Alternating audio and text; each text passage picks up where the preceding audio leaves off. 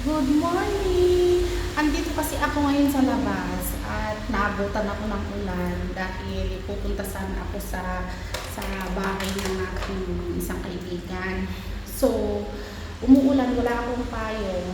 Kaya, for today's video ay gusto kong ipakita yung isang mamad dito sa labas ng mga bahay, dito sa highway, ganon. So, yung mamad is doon ka, or bomb shelter sa English, is doon ka magtatago kapag may bomba. So, hindi lang sa mga ibang buildings or bahay may mamad. Meron din sa mga kalsada, merong tinatayo ang Israel government na bomb shelter.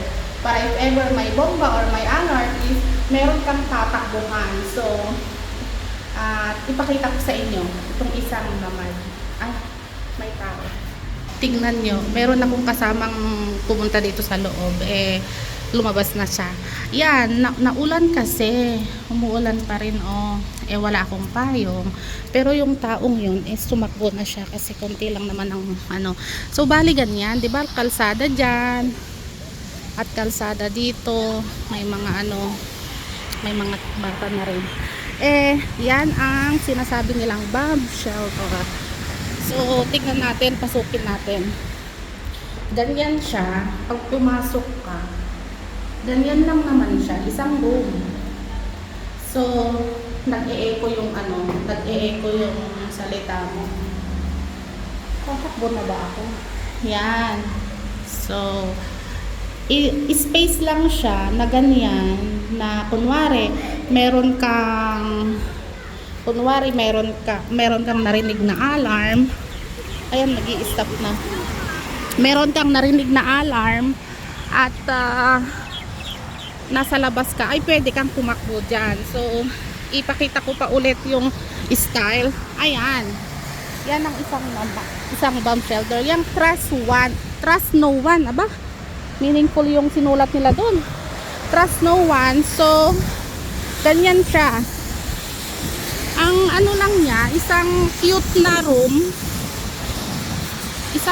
room siya na dyan ka tatago kapag may bomba. Yung mga donate with love for the safety of the people in Israel. Ayan siya yung nakasulat. So, yan, para siyang isang room, parang nagmumukha rin na parang envelope pag nakaklose yung pinto niya. So may pinto siya. And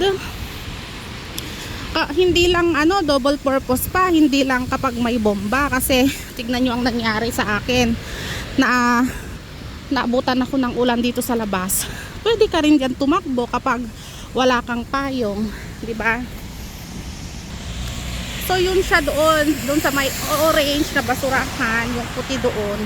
Yun yung isang klase ng concrete yun. Semento, concrete. Ewan ko kung may bakal rin yun na pinturahan lang.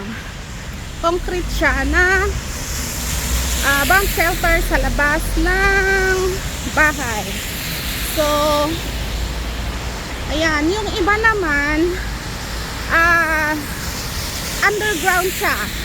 May nailagay doon sa bandang Ashkelon. May nakita ko yung nasa highway ka, tapos tinanong ko noon kung ano yung butas doon sa may kalsada.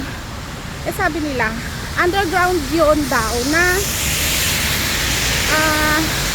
pwede kang pumasok doon kapag nagtago ka, kapag if ever may bomba doon sa banda doon, kapag may bomba na nandun ka sa banda doon. So, sana hindi na uulan. Ganyan ang kalsada dito. Doon ako galing kanina. Okay, that's all about my video for today. And thank you for watching.